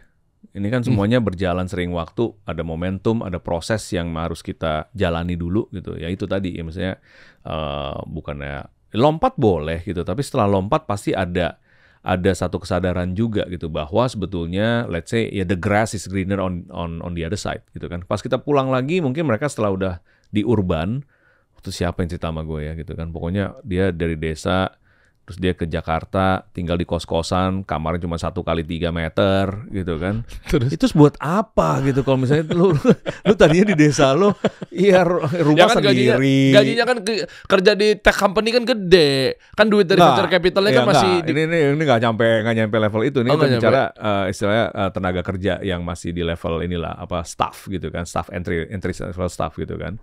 Ya terus maksud gua, wow, lu ngapain ya gitu ya. Istilahnya udaranya juga bagusan di sana gitu kan, sunsetnya gue yakin lebih bagus gitu. Karena kan ekosistemnya belum kebangun kali di sana, jadi ngapain gue di sana, mau kerja apa, mohon maaf ya kalau betul berindikasi dengan UMR sana juga. Nah artinya kan sebetulnya tapi kan juga cost and pengeluarannya kan juga beda gitu. Contoh nasi kucing di Jogja berapa sih? Wah itu ya murah banget. Berapa bro? Aduh gue nggak tahu. 2.000, 5.000 lah. 2.000 beneran, 2.000 beneran. Ya cuma semana segini ya, kali. Tetap standarnya kan nasi kucing. Nasi kucing. Iya udah gitu. Paling lu geser sedikit ke Solo, ya. Lu geser dikit ke Jogja, itu udah jadi 5.000, jadi 8.000. Semarang gitu segala macam. Padahal itu Klaten gitu kan deket kan. Iya kan. Ini sering gue bahas sama teman-teman gue di Jogja. Ini ekonomi apa yang ada di Jogja ini, gitu kan? Apakah ini ekonomi berkah Sultan atau whatever, gitu kan? Yang gue nggak ngerti. Kenapa nasi kucing bisa cuma 2.000? Dan banyak brand-brand Jogja itu yang COGS-nya tuh murahnya luar biasa gitu, dan nggak bisa direplikasi di tempat lain. Enggak. Hancur. Artinya apa? Jenius loci dong. Iya kan? Ini ada kearifan lokal gitu yang memang harus dimanfaatkan dengan baik oleh orang-orang yang di Jogja gitu contohnya. Nah, lu ntar pergi kemana lagi mungkin jenius locinya beda lagi gitu, misalnya ke Papua gitu kan. Apa mungkin gue tinggal ambil aja juga udah beres gitu kan, Bos, ya kan? Ya atau yang lainnya lah. Nah, istilahnya nggak pernah mikir bahwa sebetulnya akses ini dan apa dengan adanya demokrasi internet gitu kan, ya udah lebih nggak usah kemana-mana lagi sebetulnya gitu. Gue aja pengen jadi orang kampung kok gitu. Males lah kena traffic di Jakarta gitu kan. Ya oke lah, dulu dalam seminggu mau party berapa kali sih gitu ya kan. Mau hangout berapa kali sih. Kalau ini sekarang juga makin tua, hangoutnya di rumah ya kan. Tapi kan masih banyak bos. Loh, tapi kan bagi teman-teman Gen Z, mereka nggak ke situ. Kita mungkin udah kayak gitu pemikirannya. For the Gen Z. Iyalah, gitu mereka kan konsumtif loh. Oke. Jadi maksudnya Gen Z ini kan juga keluarkanlah, Anda jangan takut-takut loh. Enggak. Gen Z ini kan kebetulan gue juga dulu waktu di Indonesia Makerspace banyak sekali bersentuhan sama yang lebih muda lah. Waktu itu gue udah 40-an ya, mereka awal 20 bahkan belum lulus gitu kan. Terus ya for me mereka ini justru sangat-sangat berbakat dan juga absorbnya cepet banget gitu. Gara-gara itu juga mungkin karena sponge ya gitu ya. Ya sponge tapi strawberry gitu kan. Bahaya ya. Itu bukan gue yang ngomong, itu research ya kan. Barusan yang ngomong. Ya kalau udah sponge tapi strawberry gitu kan, ya dangerous gitu. Makanya bukannya sponsnya dikurangin gitu, tapi stroberinya yang dikurangin. Iya kan? Ya, jangan baperan juga lah gitu istilahnya. kayak gimana ya? Dalam hal ini mungkin lebih ke desire gitu kan. Padahal kalau kita bilang ini sebetulnya udah matching, kan lu juga emang nggak mau kerja banyak-banyak. ya kan katanya. Oke, coba. Terus kan lu katanya juga nggak mau terlalu bukan terlalu kapitalis. Oke. Terus katanya kan lu juga nggak mau terlalu pressure juga. Ya udah tuh di desa semua tuh. Iya juga ya. Tapi kan ada satu lagi mungkin. Apa? Mau keren? Iya. Bisa keren dari desa? Bisa banget. Aduh, gue nggak tertarik melihat misalnya, ya gini deh, kita ngomongin fenomena yang terakhir terjadi di ini. Kebetulan gue tidak mengkonsumsi konten Indonesia banyak-banyak, kecuali lagi kebetulan ada apa, terus gitu. Ya kalau bagus gue bilang bagus, kalau jelek gue bilang jelek. Terakhir gue nonton Gadis Kretek. Yan Sastro. Gue terpukau banget sama kualitas ceritanya, storytellingnya, belum nonton. Sampai set desainnya, sampai apa semua grafiknya, dan ini membawa satu Indonesiana yang baru, gitu kan. Sebetulnya Indonesiana yang lama, tapi dipaket menjadi baru sehingga bisa dikonsumsi dengan oleh orang-orang yang baru, gitu kan. Nah terus gue berpikir, ya salah satu efek yang akan dihasilkan dari misalnya populernya Gadis Kretek ini itu juga mengenai kehidupan yang lebih sederhana gitu maksudnya. Bukannya kita terus di kota kayaknya keren banget, enggak lah. Ya mungkin nanti misalnya lu bisa menghasilkan sesuatu dari desa walaupun cuma 1 SKU tapi baik sekali gitu kan. Ya jangan kerupuk batik akik lagi gitu misalnya apalah gitu ya gua nggak tahu ya kan. Template banget itu ya. Template-nya sih Pak Teten ngomong kan. Sesuatu yang baru gitu misalnya dibantu dengan teknologi tapi ya dengan kearifan lokal sebagai orang yang memang yang deso gitu emang kenapa gitu kan. Gua malah lebih respect kalau gua datang ke sana gua bisa ini kece. Kalau kita ke Jepang sama aja men. Itu mereka juga cuman mochi-mochi lagi, rice cracker lagi, ya kan? Ntar green tea lagi, apalagi cuman beda region gitu kan? Ntar dia beda treatmentnya aja, ya kan? Wah, this one kita goreng gitu. Nah, terus lu pindah sedikit, yang ini gua rebus, sama aja nih. Iya. Mochi-mochi juga gitu ya kan. Iya. Cuma gua goreng, gua rebus gitu kan. Tapi dia ngomongnya kan pede, ya bukan pede lah. Dia ngomongnya ya, di belakangnya workshopnya bagus gitu kan. Airnya di gotnya bersih gitu kan. Terus kita gini, ya mahal lah bos. Ya lu ngomong kayak begitu nggak meyakinkan juga gitu kan. Desa lu kotor gitu, jalanan rusak semua, lingkungan nggak dijaga, terus mau jual barang mahal lagi. Mana bisa, cannot gitu. Jadi istilahnya juga kesadaran kita terhadap aset kita untuk menjadi seseorang yang bisa menjual sesuatu yang premium. Ya nggak cuman lu bikin barang mahal terus lu sok-sokan jual. Ini omongan real nih, ini omongan real. Jadi kan gue sigaran, dan gue pengen banget sigar Indonesia itu mendunia, gitu kan.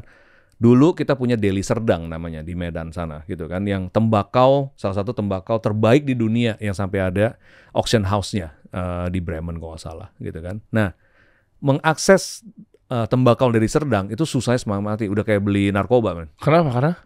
Karena diekspor semua. Jadi gue pernah nih ke Medan gitu kan, nyari, bro ada ini, ya, udah kayak dealing apa aja, terus kayak dapat gitu kan, kayak satu batang 250.000 bro. Ini bukan sok-sokan apa-apa ya, bukan. Ini hanya memperlihatkan bahwa segitu jarangnya barang ini gitu kan. Di Indonesia padahal barangnya dari Indonesia. Konyol nggak sih? Konyol. Gue cobain pertama kali in my life gitu kan. Wah emang beda men. Sama yang Jember gitu kan. Biasanya dari Jember gitu yang banyaknya. Nah, sigar Indonesia ini punya potensi juga gitu. Cuman ya sekarang untungnya anak-anak muda udah mulai nih gitu, mulai menggerakkan segala macam. Ya regardless lah gitu, ini akan menjadi tren baru atau tidak, tapi intinya ini bisa terjadi di desa-desa gitu kan, terutama di Jawa Tengah gitu kan, di Jawa Timur dan lain sebagainya, Jawa Tengah. Ya pokoknya dimanapun bisa tanam tembakau sebetulnya, cuman mungkin beda kualitas, ya kan. Apalagi anything yang agro base, menurut gua dorong, gitu kan. Minyak-minyakan, essential oil. Kan bisa. Iya kan, minyak yang ya itulah, boleh sebut brand gak sih? Boleh. Iya kan, kutus-kutus. Iya, tahu. Omsetnya tetean gitu kan. Terus 1 SKU. Boleh dong. Satu SKU men. Iya kan dari ramuan gitu kan. Wah, tinggal dibalut storytelling segala macam bla bla bla. Oke. Nah, sudah saatnya kita jadi mengkonsumsi barang-barang kita sendiri. Itu mimpi gue sih, pengen ngocol di negara sendiri gitu istilahnya. Wah, lu datang, nih makanan gue. Jangan makan pizza dong. Masa kita jauh-jauh ke Labuan Bajo makannya pizza sama pasta sih? By the way, itu makanan paling bener di Labuan Bajo. By the way, yang lainnya nggak ada yang bener. Kalau misalnya nggak ada, ciptain bro. By the way, Pad Thai, Thailand, itu di-engineer lagi. Traditionally nggak ada Pad Thai. Yes, itu produk di-engineer oleh pemerintah Thailand untuk supaya waktu mereka mengeluarkan program namanya Kitchen for the World sekitar 30 tahun yang lalu, itu diciptakanlah Pad Thai. Gua nggak bohong, lu research aja, sih? Bener, sumpah, lu cek. Makanya sekarang Kementerian Marves sedang mendorong satu program bersama dengan semuanya kementerian juga termasuk kita, namanya Indonesia Spice Up the World. Nah, tapi ini beda. Jadi kalau Thailand, kenapa sekarang Thai food itu jadi makanan Asia yang paling besar di Eropa gitu misalnya, bukan Chinese food lagi. Dulu mungkin Chinese food, sekarang udah di take over sama Thai food. Itu gila-gilaan. Kita kemana mungkin radius berapa kilo pasti ada Thai food, Thai restoran gitu kan. Ini bebeknya, suppliernya dibantu pemerintah, cooknya di training pemerintah, ya kan. Bahkan permodalannya juga dibantu. Makanya menjamur. Itu mimpi kita. Itu satu. K-pop sama aja, iya kan. Nah jadi makanya ini sekali lagi kalau misalnya private dan government ini tidak bisa bekerja sama dengan baik, nggak usah ngomong deh itu mimpi-mimpi seperti misalnya kita bisa lu jadi K-pop, nggak bisa bos, iya kan. Soalnya lu nggak akur. Itu kuncinya tuh. Makanya saya tadi gue bahas mengenai ke swasta dan seterusnya. Exactly. Ini kita kadang juga susah, nggak kawin deh. Nggak kawin, ya kan. Yang ini distrust yang ini juga ya begajulan juga, yang ini sama begajulan juga gitu kan. Tapi nggak akur gitu kan. Ya mungkin di surface-nya akur, tapi fundamental akurnya tuh touch point-nya belum banyak. Sehingga ya buat mereka untuk benar-benar bekerja sama, ya belum ada gitu. Nah ini ya makanya kenapa banyak daerah-daerah yang mungkin tertinggal ya gitu ya istilahnya ya, atau lebih tidak terdevelop ya, karena ya pemerintah daerahnya juga harus bisa merangkul ya istilahnya ya apa namanya orang-orang konstituennya di daerahnya masing-masing supaya mendukung program-programnya, bukan cuma begini doang dong. Iya. Ya bangun dong daerah lu juga gitu misalnya bersama-sama sama pemerintah daerah. And by the way, gue udah pernah ngelihat beberapa bupati yang memang progresif dan juga punya visi, jadi daerahnya gitu ya kan. Nah ini yang harus kita bangun contoh-contoh bagus seperti ini. Berarti milih orangnya juga harus tepat juga. Nah itu oh kok arahnya ke sana ya? Lah iya kan. Iya, berarti kan harusnya kan harus tepat juga. Kita benar-benar ada siapa yang jadi itu yang betul-betul tahu nih pemerataannya, orang-orang terpilihnya, nggak sembarangan. Kayaknya bukan masalah figurnya deh kalau menurut gue, itu masalah mindsetnya deh gitu. Jadi sebetulnya siapapun pemerintahannya, in my opinion, kalau mindsetnya ini bisa menjadi satu mindset nasional yang baru gitu kan, regardless ini pelan-pelan baru kita bisa berubah gitu loh. Iya kan, bukannya mengandalkan. Kalau misalnya harus cari figur yang tepat, itu kan kayak mengandalkan juga. Kayak gue taruh harapannya ke dia gitu. Bisa nggak di dari sisi seberangnya, yaitu ada yang udah pernah menjabat atau mungkin masuk di pemerintahan, track recordnya bagus gitu. Iya, atau enggak misalnya dia mau memberantas hal-hal yang negatif, tapi ternyata malah dia kena reshuffle atau mungkin dia kena pecat. Kan mungkin kelihatan dari situ nggak, soalnya kan ada istilahnya jargon atau stigmanya, jangan orang baik pasti akan kesingkirkan gitu, kayak gitu-gitu. Kok gitu gue bukan orang baik ya? Enggak lah. Ya, coba kita lihat deh, ada beberapa usaha nih.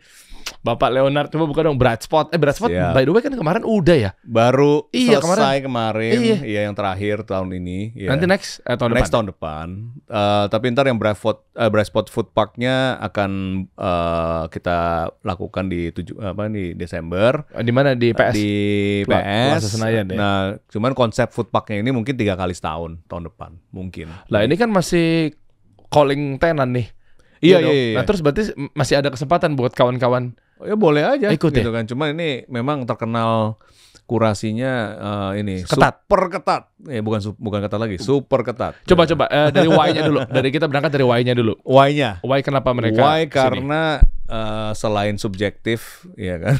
Iya. Karena kita punya selera gitu, selera sendiri gitu ya istilahnya, selera yang memang ya susah ngomong ya, namanya palette gitu ya. Ya kalau suka ya suka gitu, kalau enggak ya enggak gitu ya kan. Jadi ya tim kurasinya ini juga bukan hanya melihat misalnya, wah follower saya banyak, tapi makanan lu nggak enak bos. Oh iya, tahu tuh. Nah kayak gitu-gitu loh. Jadi kita nggak mau out gitu misalnya. Atau ya ini baru mulai tapi enak, berpotensi, in. Jadi ini subjektivitas yang ya memang vetonya, haknya si dewan kuratornya kita gitu kan. Jadi ini vetonya bukan 80 gitu ya. Bukan 80-20 ya? Enggak. Ini lebih gila, Paretonya lebih gila. Jadi ya intinya ya coba aja, tapi kita nggak mau janji-janji gitu, dan nggak pernah janji-janji. Saudara aja juga nggak masuk kadang-kadang sampai gila lu gini. Ya gimana dong? Tapi tanpa itu ya tidak akan ada kualitas seperti apa yang kita rasakan selama ini, gitu kan. Jadi ya bukan berarti kita terus kemudian ya sok-sok galak kayak ala-ala Shark Tank gitu ya, enggak sih. Asik, gitu, enggak kayak gitu ya kan. It's more like kita kan punya bayangan bahwa ya nantinya akan kejadiannya seperti apa, palette-nya kayak gimana, rasanya seperti apa, bau-baunya, wanginya seperti apa kan. Itu kan semua juga ada rasa kan. Ya roso itu ya kan. Mesti ada itunya juga dong. Kalau enggak ya nama juga suatu event kreatif tanpa ada hal-hal seperti itu ya nggak bisa berbeda gitu.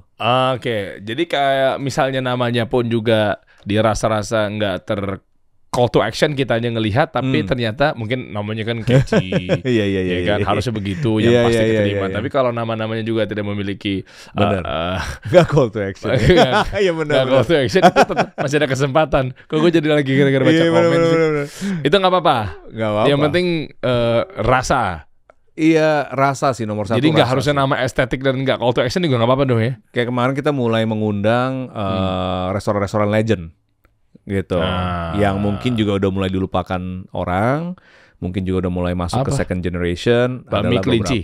Ya Ekaria, restoran Ekaria. Itu apa ya? Itu legend banget di kota, di belakangnya Gajah Mada. Iya. Jadi ya teman-temannya Bami Kelinci. Ya seangkatan. Nah, kota juga kan. Ini orang-orang ini kan ternyata tetangga gue juga baru tahu. Emang iya. Iya kemarin. So ya istilahnya dia juga chefnya gitu, owner chef gitu kan. Tapi ini since 1920-an nggak salah. Gokil. Tua banget lah pokoknya ini apa nih restoran. Ya terus ya mereka hadir lagi karena anaknya sudah megang sekarang gitu kan. Ya kita seneng gitu, maksudnya ada bukan revival doang ya, tapi memang gue selalu sebut kebanyakan makanan mainan nih di Jakarta ya. Apa tuh contohnya tuh? Nggak usah sebut brand lah, pokoknya kayak like looks good. Instagramannya gitu pas gue makan ya sampah. Itu kan yang artinya kita bukan kasih solusi ya kan. Iya, kan kasih pembohongan publik. Iya, bener nggak? Iya. Iya dong. Yang gitu. di daerah mana? Blok M sebelah mana? Nggak ada. Gila gue ngegiring banget sih. Banyak lah, ya, bukan cuma di Blok M sana gitu kan, banyak gitu ya kan, banyak di mana-mana. Tapi semangatnya boleh, gue appreciate semangatnya. Cuman kalau lu mau bikin restoran, lu nggak bisa masak, ya jangan bikin restoran lah bro. Bener nggak sih? Iya dong gitu maksudnya. Terus kenapa dipaksain ya? Ntar gua ini aja ambil chef aja misalnya gitu kan. Nah, lu motong aja nggak becus gitu kan. Tahu keadaan dapur juga nggak becus segala macam. Nanti bisnisnya juga nggak akan last long. Gitu loh maksudnya. Jadi ya ini makanya kenapa ya sama aja UMKM. Sama aja kalau misalnya kalian ingin berkembang, bukan hanya passion atau keinginan doang, tapi juga skill setnya harus ada gitu kan, untuk bisa naik kelas ke tahap berikutnya dong. Iya kan? Iya itu dong. Catat deh. Ya biar lo juga bisa masuk hal-hal yang sifatnya kuratif gitu loh. Betul, iya kan. Jangan marah kalau nggak masuk. Coba lagi. Iya betul. Lo bener, iya kan. 4 kali coba gagal, akhirnya masuk, tiba-tiba langsung cuannya gila. Mau nggak? Boleh dong. Boleh, betul. Emangnya pengakuan kita satu-satunya gitu misalnya kan enggak. Ya. Kan ada pengakuan tempat-tempat lain gitu yang mungkin lu butuhkan sampai masuk ke sini gitu misalnya. Betul. Salah satunya juga nggak cuma di bright spot lo bisa masuk ke situ, kemana-mana. Tapi Goods Dep dan seterusnya. Ini kapan terdekat? The Goods Dep kan ini Dep Store gitu kan, ini permanen. Ntar dulu deh, Bright Spot itu undernya Goods Dep ya? Gue lupa deh. Jadi iya, kalau Goods Dep yang dulunya Spazio kan di Pondok Indah Mall. Apa Goods Dep dulu baru Spazio ya? Kok gue jadi lupa sih? Lupa. Jadi pokoknya Bright Spot itu event, kemudian 2 tahun kemudian kita bikin The Goods Department yang pertama dulu. Betul. Gue inget banget. Gue baju Insomnia gue tuh Insomnia kan. Pertama kalinya gue beli di Goods Dep di Pondok Indah. PIM kan? Masih ada PIM itu masih. PIM itu outlet kedua kita ya. Iya ya. Pertama kalau di Plaza Indonesia. Gue gak lupa deh, itu kalian ada maksudnya foundernya bukan founder yang sama, tapi maksudnya dua IP ini kan memang sama kan? Sama. Foundernya sama. Jadi Anton Wiryono gitu kan, ada Cynthia Wiryono juga suaminya, istrinya Anton, Elda, sama gua berlima basically. Jadi basically the Wirjonos and me. Iya, mereka Wirjono semua ya. Itu Wirjono. Iya. Very nice people ya, mereka partner gua dari sejak Bright Spot berdiri gitu. Iya. Gitu. Ya orangnya sama kok semuanya. Oke.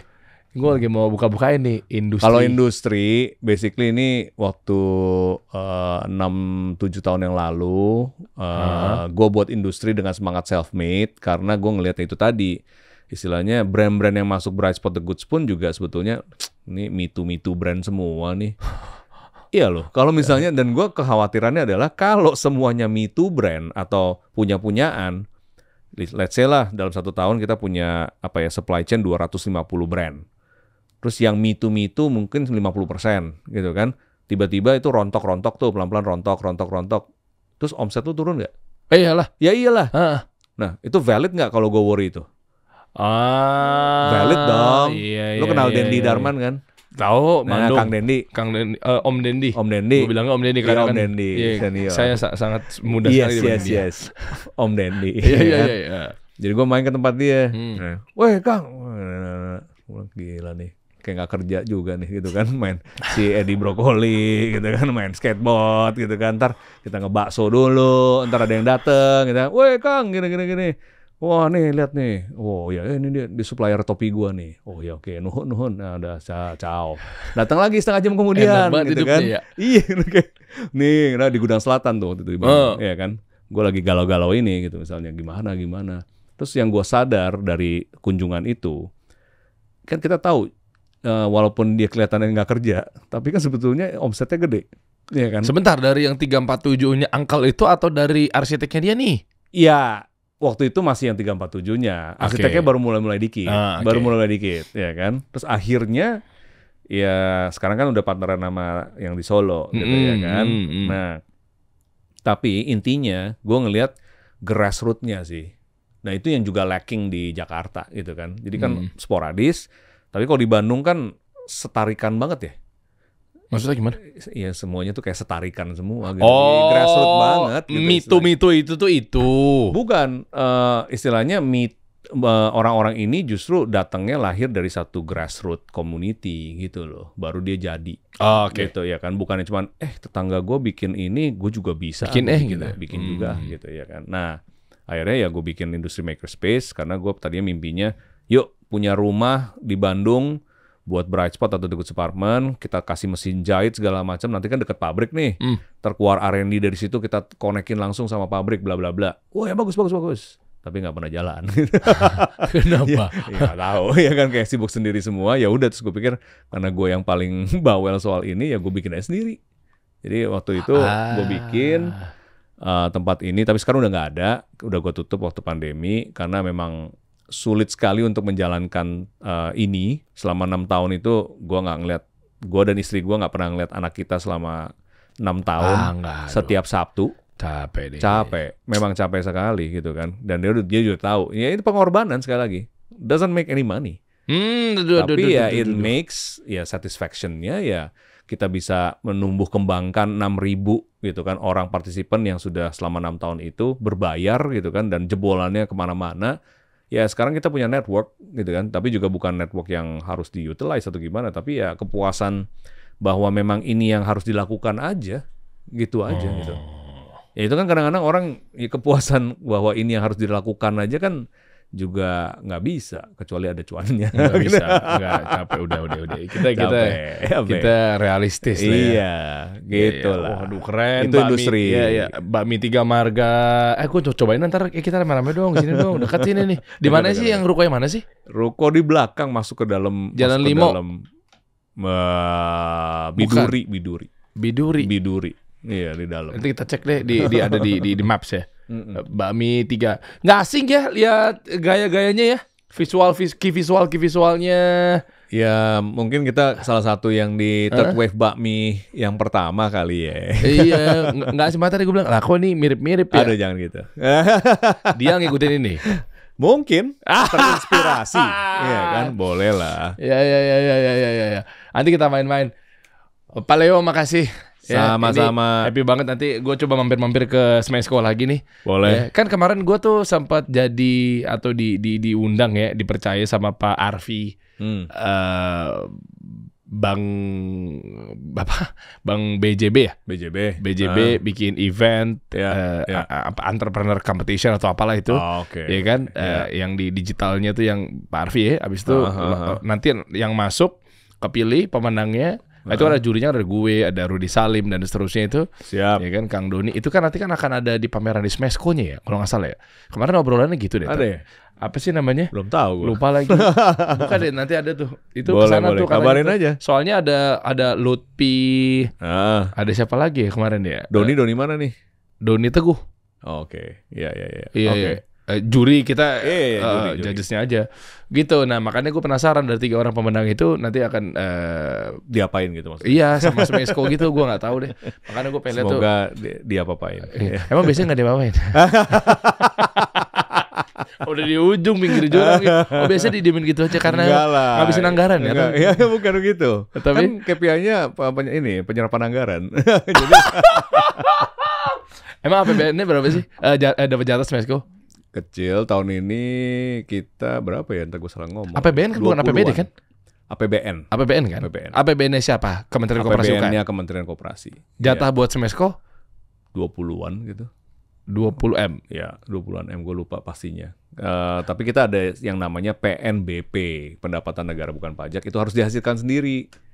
Nah, itu targetnya ya kita yang set sendiri, tapi tiap tahun harus naik gitu kan. Seperti itu gitu. Nah, itu yang kemarin karena udah dari 2007 naik terus. Biru ya. Enggak realistis jadinya. Jadi naik karena harus naik aja. Tapi nggak sesuai dengan keadaan ekonomi yang ada. Ya masa dalam kondisi pandemik selama 3 tahun harus naik terus? Mungkin nggak? Silahkan mikir sendiri. Sini gue ngabisin duit tadi. Ya, jangan. Nggak ada duit. Nggak ada duit. Semua program yang kita lakukan itu basically ya saweran-saweran aja. Gitu. Jadi berasa kayak swasta lagi. Cuman memang kita bagian dari pemerintah gitu ya kan. Jadi ya untuk kita mengajak pihak-pihak yang bisa diajak untuk misalnya bantu-bantu ya lebih mudah lah. Quote-unquote lebih mudah gitu kan. Cuman nggak ada kita namanya budget alokasi untuk pameran dalam negeri berapa M gitu, nggak ada. Memang orang-orang harus yang kepanggil dari sendiri buat ngabdi sih ya. Iya kan? Maksudnya mungkin. Kan dari hati, susah juga kalau gue bilang gini gue subjektif. Kayak masa cuma harus kayak gue doang sih yang nggak mau terima bayaran dari Smesco dan Kemenkop gitu loh. Siap. Ayo dong yang lainnya dong. Iya dong. Iya kan? Maksudnya apa kayak minimal lu dapat berharap dapat kursi kayak apa kayak gitu. Iya apalah ya. Kita kasih solusi.